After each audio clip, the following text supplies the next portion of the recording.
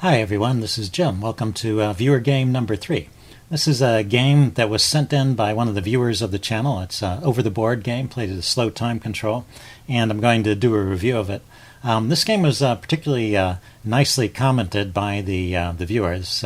Shyamalan sent in a lot of comments with the game, which made it a lot of fun to review, and I will compare his thoughts on the game at different points to what I think about the different positions. So, before I go on, let me mention that if you are interested in having me review one of your over-the-board or slow time control games, I'll have some information at the end of this video about where you can send that game, and I will take a look at it. Anyway, let's get back to this game. The tournament situation is this is the second round of a tournament, and Shyamalan had not played in a tournament for about 3 years, and he lost his first round game in a kind of an upsetting fashion, I guess. So he wanted to play something solid, and so first of all, I have to agree with this decision. I mean, in general, if you are trying to improve your chess, I think it helps to play a lot of open games, so, e4, e5 types of openings. They're fun to play, and they bring on a lot of tactics, which is, as you're learning chess, you really need to master the tactics. So I recommend to all my students to try and play a lot of open games when they get the chance. But in particular tournament situations, if you're off to a shaky start, there's nothing wrong with playing something solid. The first thing to do is to try and stop the bleeding, as it were, try and reverse the psychology of being in a downward spiral. So playing something solid in a situation like this is entirely reasonable. So his solid choice was the London system. So d4, d5, knight f3, knight f6, and bishop to f4, the characteristic move of the London system. It's a logical move, getting the bishop outside the pawn chain, and then the idea is to later build up a strong pawn center and go for a slow attack, usually on the king side, although there's some interesting possibilities in the game we'll get into. And so Black, who's a little bit lower rated in this game, he played knight c6, and I think this is a bit of a mistake. A lot of times in these queen pawn openings, you want to have the c pawn free to come forward and challenge the center, and so this kind of gets in the way of the c pawn. And another idea that we'll see, particularly in the London system, is you often want this knight on d7 so it can replace this knight on f6 at some point. You want the knight on d7 so it can replace the knight on f6. So that's just a more logical place to put the knight in this kind of structure. So knight c6, a bit of a mistake, but nothing horrible. White continues with this plan, c3. And in fact, let me say from the start that this game I thought was really well played. The interesting thing is that you might think because your opponent is lower rated that they're a terrible player and you're going to be able to roll over them. But in fact, many lower-rated players will find lots of good moves and play lots of good moves, and just where they fall down maybe is a little bit on the consistency of finding good moves time after time, making little slips and tactical things, but pretty small errors overall. So I think a really a well-played game, especially considering the ratings of the players. So c3, we're setting up for the we're setting up for the London system. Black plays e6, perhaps preparing the move bishop to d6. Oh, let me go back. When I said knight to c6 was not the best move here, I should have given some of the alternatives. One of the top choices here is just to play c5 immediately. Here, let's erase these arrows and these squares. Black can play c5 here. If white takes, Black can round up the pawn either with the queen check and taking the pawn, or with knight to a6. Notice the bishop is not on the a6 square because the e pawn hasn't moved yet. So Black has good ways of getting that pawn back, and he can immediately get in this this pawn push to c5. Other ways of playing are the immediate e6, deferring c5 for later, or g6. That's the way I sometimes play, going for a fianchetto. And you can also play bishop to f4 and go for kind of a symmetrical setup when you see the London system like that. So all those are playable moves and different ways of playing the opening. Okay, so let's go on with the game. Knight c6 was played, c3, e6, e3. So completing this pawn triangle setup and just having a very solid center. Now a6 was played. This is another kind of small mistake. It's not the most accurate move in the position. It's let's see, what are alternatives here? Just developing the pieces. Problem is this knight is somewhat misplaced, so it's too hard to suggest a direct plan. But maybe developing bishop d6 and castling is the most logical way to play from here. So a6. There's no real threat to place a piece on b5 at this point. The bishop here can always unpen the knight if the bishop to b5 is played. So it's not really a necessary move. But again, nothing really horrible has happened. White continues developing. Bishop to e7 now, and knight b to d2. So this move comes with an interesting comment. So Shyamalan was thinking of perhaps delaying the kingside castling. So he's developing another piece, which is what you should do if you're not quite ready to castle. But maybe with the idea of launching a kingside pawn storm at some point. G4 can't be played yet, but maybe h4, h5. And so for that, you want to keep the rook over here, and the king can stay in the center for a while. So an interesting way to play. It's not the typical London system attack. The usual London system attack, which actually we will see in the game, is queen to c7 and pawn to e4, and those get played later. So White is just keeping his options open at this point, and I think that makes sense. So when but a move that could be played here is an alternative to knight b d2. And I wanted to mention this because it's a very typical move in London system positions, is to play the pawn to h3. And this move prepares a retreat square for the bishop so that knight to h5, kicking the bishop, is met by the bishop retreat. This is just a good piece outside the pawn chain, and you don't want to give it up. So this would be an opportune time to prepare that retreat. But knight b d2, there's nothing wrong with this move either. It's just that knight h5 rather could be played here and maybe causes a little discomfort for the bishop. Anyway, what black played instead was castles, and now queen c2, setting up this typical attack along this light squared diagonal. And at this point, black makes a more serious mistake. I think there were some minor inaccuracies earlier in black's play that gave white a very slight edge, but nothing like a winning edge. No more really than the typical opening advantage, because the London system is kind of a slow opening from white's point of view as well. So white is not really pushing for a huge opening advantage. But this move here, g6, is a mistake just because it weakens these dark squares. And Shyamalan recognized this in his comments and in the game, took advantage of that. A better move here is just to play h6. Just bring the h-pawn forward so that this square, the pawn on h7, is not left hanging. A bishop showing up on h7 is usually not a problem by itself, even if this knight were to get chased away, because the king can just go to h8, and then what is the bishop doing there? So with the queen behind the bishop in this configuration, you don't really have to worry too much about bishop h7, unless there's other pieces that are ready to jump into the attack. For example, if it weakened the f7 square by kicking the king away, that could be a problem. And h6 also takes control over the g5 square, so it stops some ideas of bishop or knight g5. So that's the better move to play here. And after the move g6, which was played in the game, now I think white really does have a significant edge. So up to this point, I would say it's about even. But right away, white plays kind of a slow move right here. He plays h3 at this point, and Shyamalan actually criticized this move himself in retrospect, and I think he's right. It's not accomplishing that much. If we back up and think about, are you really afraid of the attack on the bishop at this point? If knight to h5 is played kicking the bishop has the square h6 to go to. So there's no longer any threat of winning that dark squared bishop. So h6 doesn't prepare the retreat for the bishop. It's not really needed from that point of view. It does take control of the g4 square, but is knight to g4 really a threat in this position?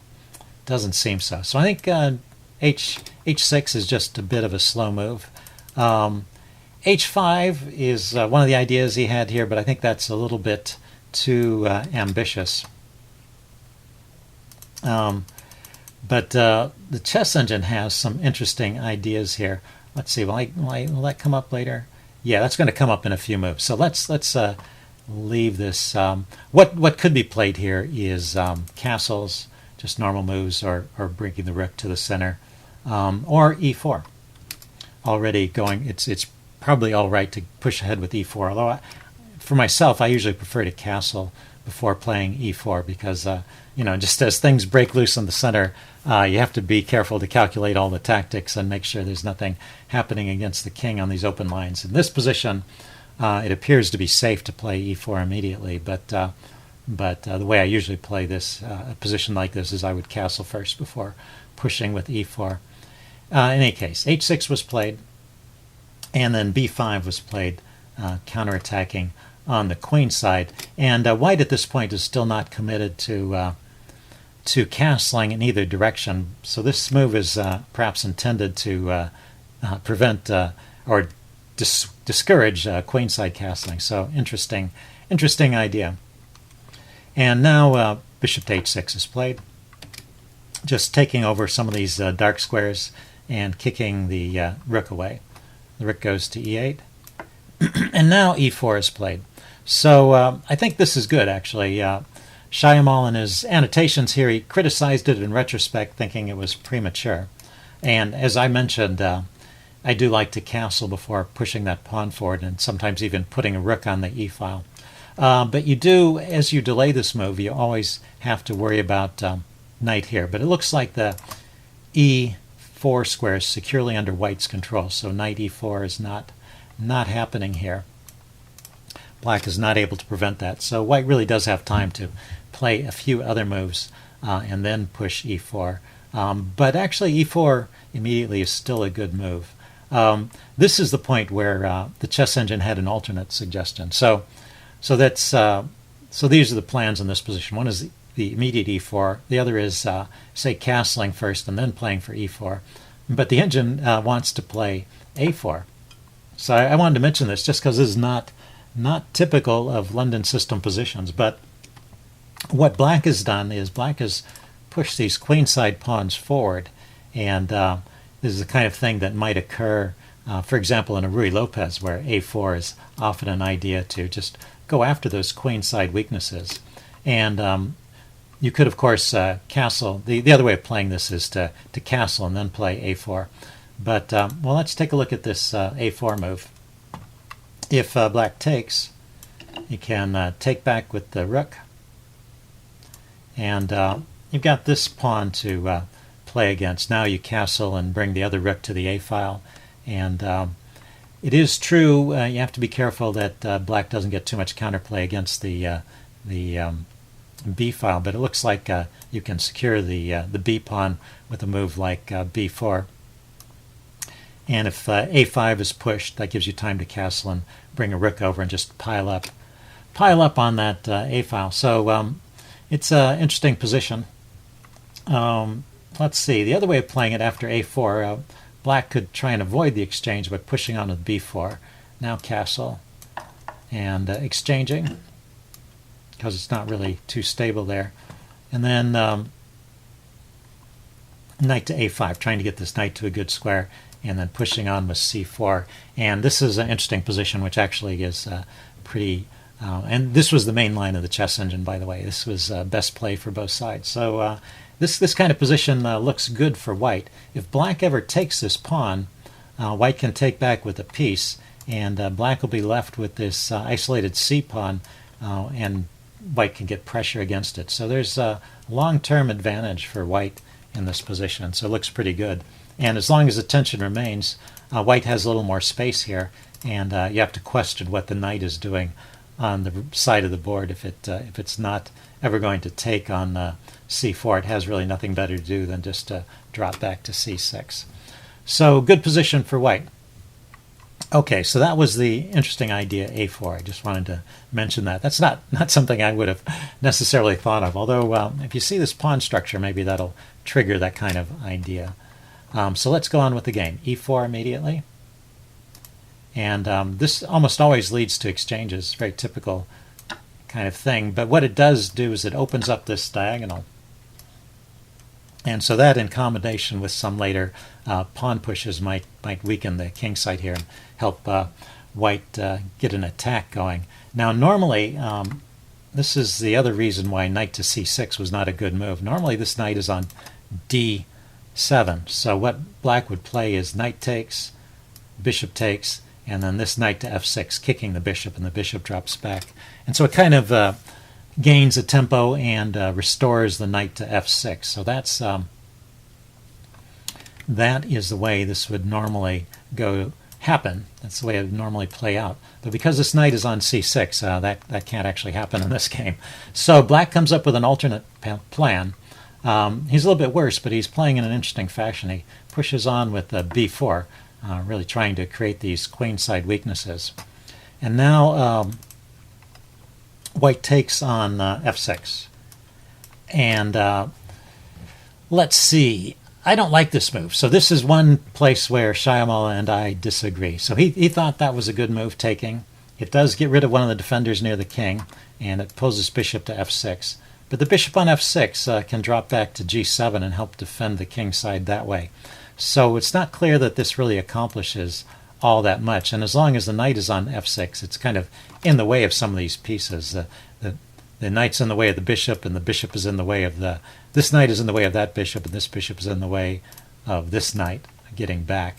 So these pieces are a bit clogged up, and you're kind of helping out by exchanging. So I would just sit on this position. Probably I would just castle and put my rooks to the center, and then try and play for some rook to or knight to g5 idea. Knight to g5 and maybe bringing the queen over to the king side and trying to keep black's pieces as tied up as possible. Notice that black doesn't really want to take on does not really want to take on e4 there, because bishop takes with a pin on that knight, and that could be kind of uncomfortable. So white can just sit on this position. So that's what I'd recommend here is not taking, but playing other moves to develop the attack and trying to keep all the pieces on.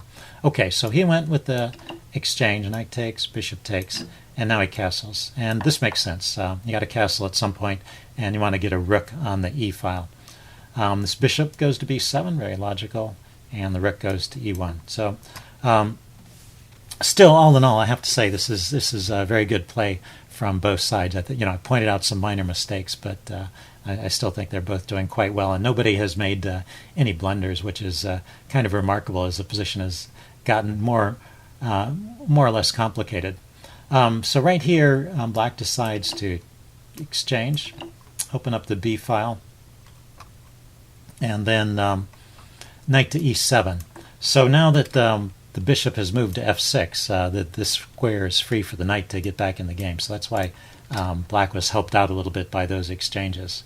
Also, it opened up an attack of the bishop on the knight. So knight to e5 is another very typical move in the London system, and many queen pawn openings. It's just a good outpost for that knight.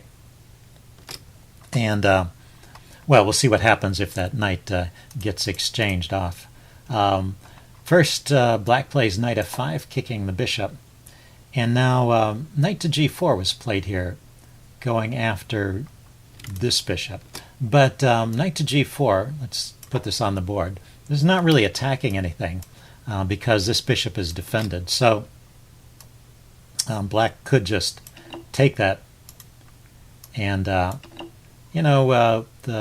would say white's attack, white still has an advantage here, but his attack has been slowed down somewhat by this exchange of pieces. And this bishop is a good defender of the king side, and black has the bishop pair for some kind of long-term advantage, and he has a weakness on c7. So there's, those are counterbalancing forces, but, black has a little something here. White's probably still better, but he's kind of survived the worst of it. So a better move, rather than knight g5 here, would be just retreating the bishop to f4. Hold on to this piece once again. Try and keep as many pieces as you can in the attack. And, well, it's good to trade if you're getting rid of your opponent's defending pieces, but, it's a matter of judgment. In this case, I think it's better to keep that bishop. It's doing such a good job of controlling all of these dark squares. It seems a shame to give it up. Okay, but knight g4 was played. And then what black played was bishop g5, which is another way of getting rid of this pesky bishop.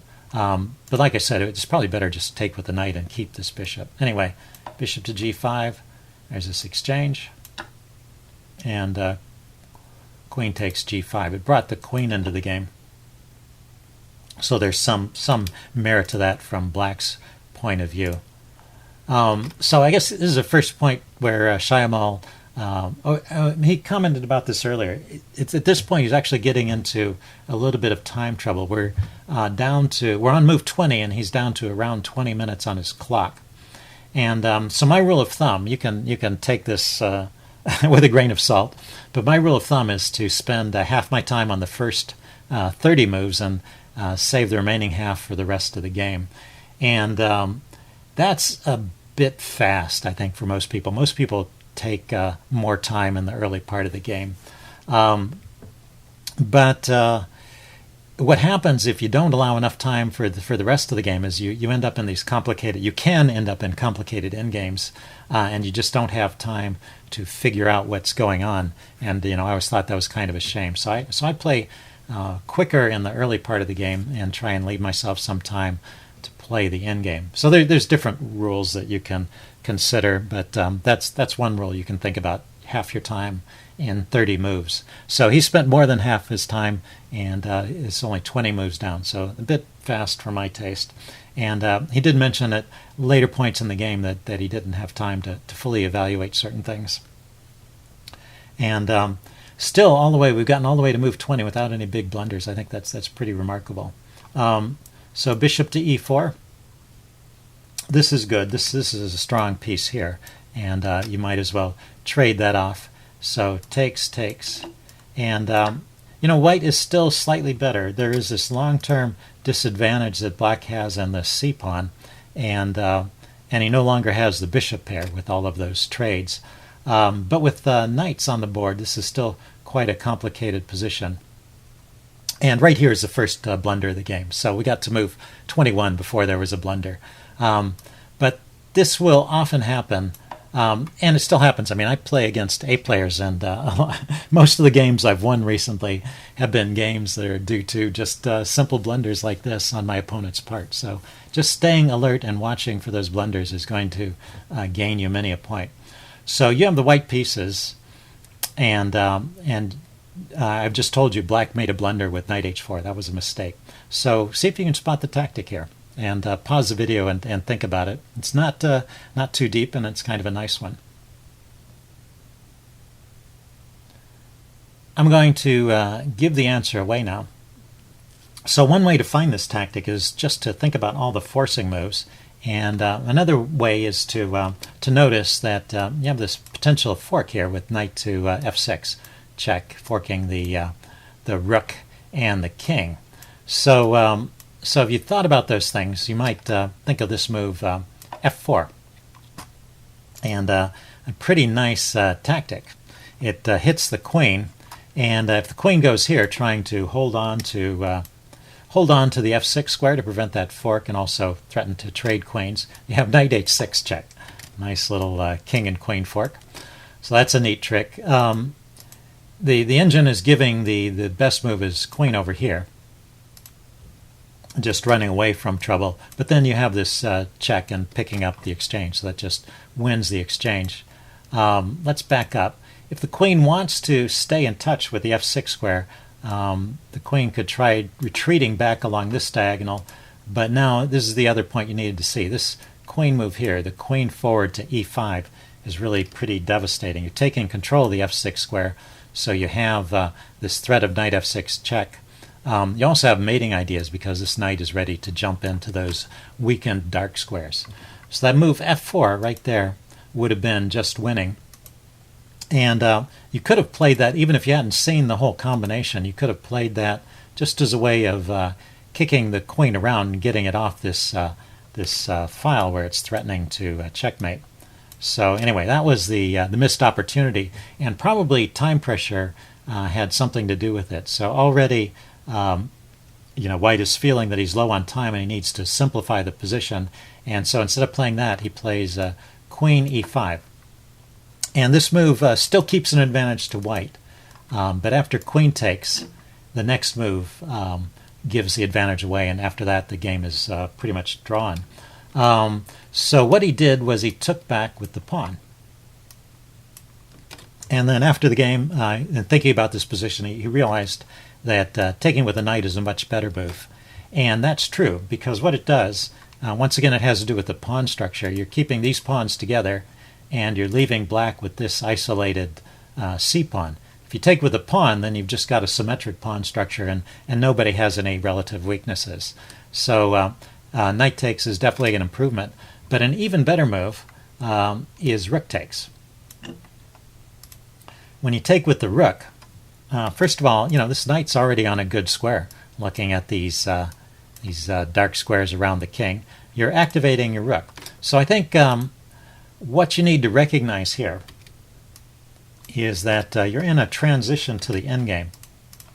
And it's really critical in the endgame to activate your rooks. You really want to get those rooks out there, get them attacking the weaknesses. I mean, the rook from d5 could come over here to c5. I mean e5, rook to e5, come over here to c5, attack the c-pawn. And the rooks can potentially double. There's just a lot of more possibilities with the rook coming forward. So that's the way for White to keep the strongest advantage. After the move played, we get basically an even game from here, although there are still some things that go on in the game, but a lot of this is now played in time trouble. So let's see, rook e to d8 was played, and now knight to f6 was check. Again, it's better. This knight's already on a good square. It's not clear if it does a whole lot from f6. I mean, it kind of makes the king have to move, but the king is going to move anyway. And it may get locked in even on the f6 square. So once again, activating the rook with a move like rook to e4 would be a good idea. Okay, knight f6. And king to g7. Cancel that, king g7. Rook a to d1, this is good. Contesting the d file. And then knight to f5. So, black plays knight to f5, getting his knight back into the game. And then rook to d7. This move is a mistake. So, let's see. Shyamalan quoted Josh Waitzkin as saying a rook on the 7th is a pig, but the problem is this rook doesn't last there. It just gets traded off. And I did want to say the original quote came from Nimzovich. Nimzovich, in his book My System, wrote about a pair of rooks on the 7th rank, and he called them pigs on the 7th. So that was the original source of that quote. The idea is if you get a pair of rooks on the 7th rank, they can just gobble up all the pawns and can be quite strong. Also, they come with mating threats. But in this case, it's not a good idea because it just gets traded off. And in fact, it even activates black's pieces. So some other plan is needed here. Maybe just something like f4. If black ever takes, white can take back, and white will still own the d file. So black isn't going to be trading. So finding another way to improve the position, opening, pushing these kingside pawns forward and maybe getting the king into the game. Remember, you're in the endgame now, so you want your king to be active as well as the rooks. So anyway, yeah, rook d7 just helps black activate his pieces. There's this trade. Rook takes, knight takes, and then rook to d8, hitting the knight. The knight goes to c5, a5. That pawn was threatened. Knight to e4. Sorry, white plays knight to e4. And rook to d5, attacking this pawn. And now knight to f6, with some clever ideas of checking and picking up the c-pawn. So rook c5 defends the c-pawn, and now rook to c1 was played, defending this pawn. It's a little better to play differently here, but I have to say now, what the problem now really is the time situation, and particularly endgames with rooks and knights are really complicated. So the best line here, and I'm not saying that anyone should have found this, is not a line I would have found. I'm doing this as an illustration of how complicated rook and knight endgames are. So the best line here, which the computer finds, is knight to e8 check. And the king goes to f8, attacking the knight. Knight drops back to f6. Okay, rook takes c3, just giving up this pawn. Rook to d1, getting on the open file. Knight to e7. Coming back for defense, I guess, or maybe it's going after this pawn next. Rook to d8 check, checking the rook, driving him here. Knight to e8 check, hitting the king again and driving him all the way to h6. Rook to d7, hitting this knight and attacking the c-pawn. Now the knight goes to d5, defending the c-pawn, so there's two pieces defending and two pieces attacking. But now the f-pawn can be taken, restoring the material equality. And this is rated as about even. So that's not a line I would expect anyone to discover. And I'm not sure I can even justify all of those moves. But the point is that when you haven't allowed yourself the time to play the endgame, you're not going to discover lines like that. You're not even going to have time to think about them. So it was good that he actually spotted this line, which maintains material. He played rook c1, and then after the knight takes the d-pawn, he has this check. And king moves, and now he picks up the c-pawn. So the material is even, and you might think even that white is a little better because white has the only passed pawn. But this pawn, unfortunately, is pretty far away from the queening square, and black is in position to stop it. So this pawn, actually, in this particular position, is more of a weakness than a strength. And so those transactions have left black slightly better. So black has the better endgame, and now white is kind of just playing as just trying to stay on the board, basically, just trying not to lose any more material, just trying to maintain the balance and hold things. So one other example of a complicated line found by the chess engine for black this time. Black can play the move rook c6 here. This is interesting. That first of all, the rook on c6 is covering the escape squares of the knight. The knight, by the way, let's back up. I should explain. When the knight was attacked here, it really didn't have any good squares to go to. Let's see. Yeah, everything is covered. The knight, the pawn, maybe this square is possible. But from that square, where is it going? Yeah, actually, knight a8 was a computer choice as well. I mean, this is really unfortunate when the knight has to go to a square like that, but that was actually the top choice of the engine as well. So this rook c6 line keeps this knight out of the game, and c4, trying to get this pawn forward. Knight to e7. King to f1, getting the king in the game. Knight to d5, taking advantage of the pin. King to e2, coming forward. Now king to e7, getting the other king into the game. King to f3, trying to come over here and support this pawn. You know, if white could just support this pawn, he could push it forward, but black has the move f5. And so this is an example of why it's difficult for white to ever get this pawn going. And that's a best play for black, and how black can kind of realize his advantage, still relying on this pin. It's kind of funny. Anyway, enough on the complications of the endgame. Let's go back to the game. So we played out quite a few more moves, but basically both sides are playing quickly. In fact, Shyamalan mentioned at some point he was just playing on the 10-second delay, so he just has 10 seconds per move. So he did a good job just staying in the game, and he pushes his pawn forward.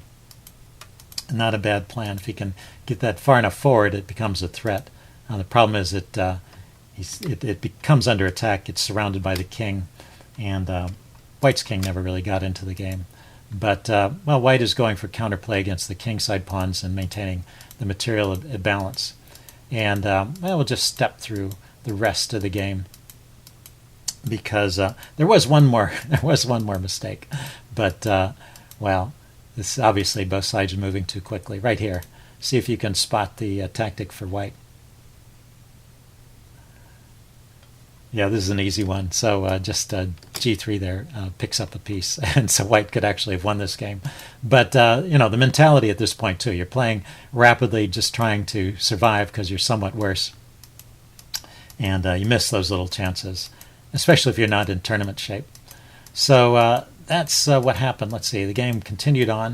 There was actually a complicated line where black had an advantage at one point too, and could have played for something. But anyway, it ended in a draw, which is probably a reasonable result. So anyway, all in all, I thought a very interesting game and very well played. I had a couple of takeaways I wanted to mention from this game, just kind of in summation. So the first one has to do with time management. You know, that's my rule is half your time for the first 30 moves. That's kind of a rule of thumb. You can think about if that works for you or not. Second one is notice when you're going into that transition into the endgame, and think about activating your rooks and your king. See how you get those into the game in the endgame. And then the third point is you really need to look for tactics every move, and that's one of the things you want to do with your time.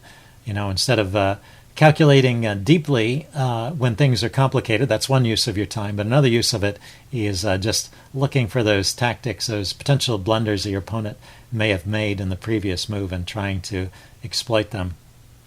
And if you can do those things, it'll improve your results quite a bit. Okay, I mentioned I was going to put up some information. Let's do that now.